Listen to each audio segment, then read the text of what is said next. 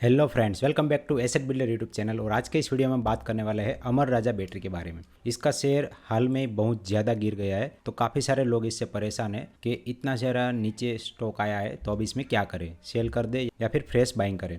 तो इसका पूरा एनालिसिस करके देखते हैं कि क्या करना चाहिए। तो सबसे पहले तो हम इसके फाइनेंशियल देख लेते हैं। तो कंपनी का मार्केट कैप ओनली 10,000 करोड़ का है और इसका पी अगर आप देखें तो ओनली 14.5 का है। ठीक है, तो पी काफ़ी रीजनेबल है और सामने इसका आर ओ भी अच्छा है। तो यहाँ पे 15 का आर है और 20 का आर है। ठीक है, सामने इसकी बुक वैल्यू भी 310 की है। अब मान लीजिए कि आपको इस तरह की बैटरी बनाने वाली कंपनी ओपन करनी है, तो सबसे पहले तो आपको कुछ पैसे लाने पड़ेंगे।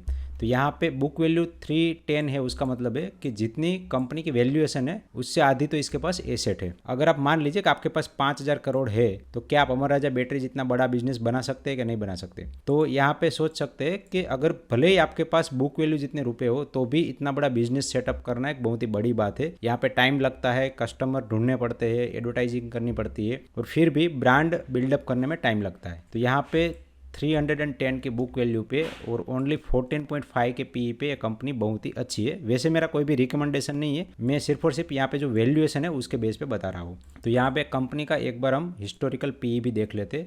तो अब देखिए कि कंपनी का जो मेन पी है उससे काफ़ी नीचे चल रहा है कंपनी का करंट पी। ठीक है, तो यहाँ पे ओनली 15 का पी है और इसका अगर हम एवरेज पी भी देखें तो वो 25 के आसपास ऑलवेज ट्रेड होता है। तो यहाँ पे अगर हम एक बार ऑटो इंडेक्स भी देख ले तो ऑटो इंडेक्स में एक बहुत ही बड़ी रैली आई है। आप देख सकते हैं कि ये लगभग 12,000 के आसपास ट्रेड कर रहा था, वहाँ से इसके अंदर 15,000 तक रैली आई है। ठीक है, तो बाकी सारी जो ऑटो कंपनियां बहुत ही अच्छा कर रही है और कहीं ना कहीं अमर राजा बैटरी एक ऑटो सेगमेंट में आती है। भले वो बैटरी बनाती हो, लेकिन अल्टीमेटली वो जो बैटरी है वो ऑटो सेगमेंट में यूज़ होती है और काफ़ी सारे अलग अलग एरिया में भी बैटरीज यूज होती है। तो यहाँ पे थोड़ा सा डिटेल में देखेंगे तो आपको पता चलेगा कि ऑटोमेटिव बैटरी डिवीजन में इसका 65% रेवेन्यू है और बाकी जो दूसरी इंडस्ट्री है उसमें 35% रेवेन्यू इसका निकल के आता है। और यहाँ पे एक्सपोर्ट और डोमेस्टिक की भी बात करें तो डोमेस्टिक में 88% शेयर है और बाकी का 12% रेवेन्यू इसका एक्सपोर्ट से आता है। तो यहाँ पे मेरे हिसाब से तो कंपनी का बिजनेस तो बहुत ही अच्छा है। अगर हम इसका क्वार्टरली रिजल्ट भी देखें तो भी इसके क्वार्टरली रिजल्ट भी अच्छे आ रहे हैं। सिर्फ और सिर्फ एक लास्ट क्वार्टर का रिजल्ट थोड़ा सा डाउन में दिखाई दे रहा है, क्योंकि यहाँ पे थोड़े से मार्जिन में प्रेशर था और यहाँ पे आप देखिए एक -25 करोड़ का एक एक्सेप्शनल आइटम था। ठीक है, तो यहाँ पे +25 की जगह पे माइनस है, मतलब कि डायरेक्टली 50% का डेंट आया प्रॉफिट पे। अगर हम ऑपरेटिंग प्रॉफिट की बात करें तो इतना बड़ा कोई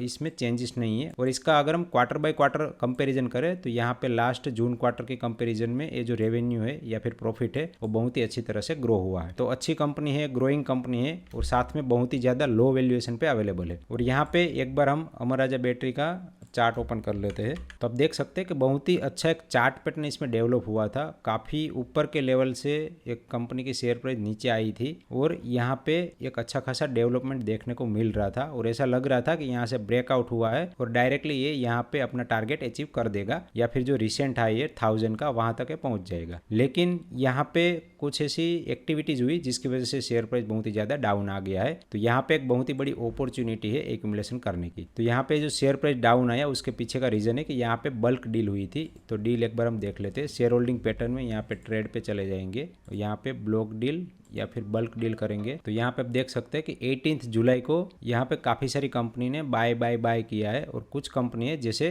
क्लेरियस ERBL जिसने बहुत ही बड़ी क्वांटिटी में सेल किया है और साथ में एक बोनांजा कमोडिटी करके है उसने भी यहाँ पे सेल किया है। ठीक है, तो यहाँ पे जितनी भी क्वांटिटी सेल हुई है 653 और 648 की प्राइस पे हुई है और सामने बायर ने भी लगभग उसी प्राइस पे बाय किया है। ठीक है, तो यहाँ पे ये जो एक स्ट्रॉन्ग कंपनी थी क्लेरियस ERBL उसने अपना होल्डिंग सेल किया है जिसका 14% होल्डिंग काफ़ी लंबे टाइम से था। तो इसके पीछे कुछ भी रीज़न हो सकते हैं, मे बी वो प्रॉफिट बुक करना चाहते हो, काफ़ी टाइम से इस सेगमेंट में हो या फिर कोई अलग इंडस्ट्री में इन्वेस्ट करना चाहते हो, तो काफ़ी सारे रीज़न हो सकते हैं। तो यहाँ पे कोई भी ऐसा रीज़न नहीं है कि शेयर प्राइस इतनी ज़्यादा डाउन चली जाए। ठीक है, तो अगर इसका रिएक्शन हम देखें तो यहाँ से शेयर प्राइस डायरेक्टली डाउन होते हुए जो लो बनाया था वो 609 का बनाया था। ठीक है, अब यहाँ पे आप प्राइस एक्शन देख सकते हैं कि जो फॉल था वो अचानक से यहाँ पे रुक गया है और यहाँ पे हम आराम से बाय कर सकते हैं। तो इस टाइप का सिमिलर पैटर्न दो अलग कंपनी में भी बना था, जैसे फॉर एग्जाम्पल ग्लैंड फार्मा। तो ग्लैंड फार्मा में भी आप देख सकते हैं कि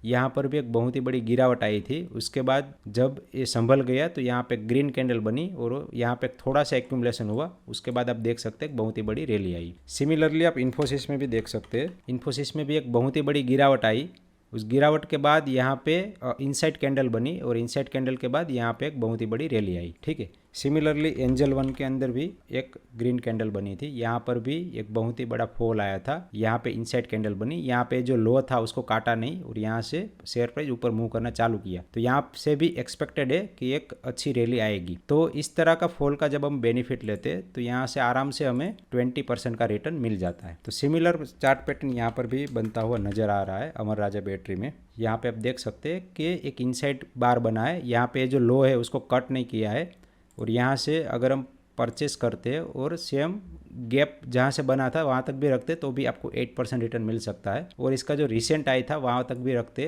तो यहाँ पर भी 12% का रिटर्न बन सकता है। वैसे मेरा यहाँ पे जो टारगेट है, मेरा पर्सनल टारगेट, तो वो है 1000 रुपीज़ का। जब 1000 प्राइस आएगी तभी मैं इसको सेल करूँगा। यहाँ पे मैंने क्वांटिटी एडअप की है और इससे पहले मैंने क्वांटिटी यहाँ पे एडअप की थी क्योंकि यहाँ पे एक अच्छा खासा बुलिश पैटर्न दिख रहा था तो यहाँ पे मैंने ऐड किया था। और बाकी मैं इसमें काफ़ी लंबे टाइम से इन्वेस्टेड हूँ, जो कि लगभग मैंने यहाँ पे इन्वेस्ट किया था 650 की प्राइस के आसपास ही। उसके बाद मैंने 2-3 बार एवरेज आउट भी किया है। तो हाल में मेरा एवरेज थोड़ा सा डाउन बन रहा है 600 के नीचे, तो यहाँ पे एक अच्छा मौका मिला तो यहाँ पर भी मैंने एवरेज किया हुआ है। अभी यहाँ पे मैं मेरी बात कर रहा हूँ, तब आप अपने हिसाब से सोच समझ के किसी भी कंपनी में ट्रेड करिए क्योंकि हो सकता है कि ये जो शेयर प्राइस है वो टेम्पररी आपको यहाँ पे दिखे, यहाँ से डाउन जाने की पॉसिबिलिटी भी होती है क्योंकि ये स्टॉक मार्केट है, यहाँ पे शेयर प्राइस कभी भी डाउन जा सकती है। तो आप अपनी रिस्क एबिलिटी के हिसाब से ही ट्रेड करिए और यहाँ पे बिजनेस को समझ के और आपका कितना टाइम होराइजन है वो सारा चीज़ समझ के यहाँ पे ट्रेड करिए। आशा करता हूँ कि छोटा सा वीडियो आपको पसंद आया होगा।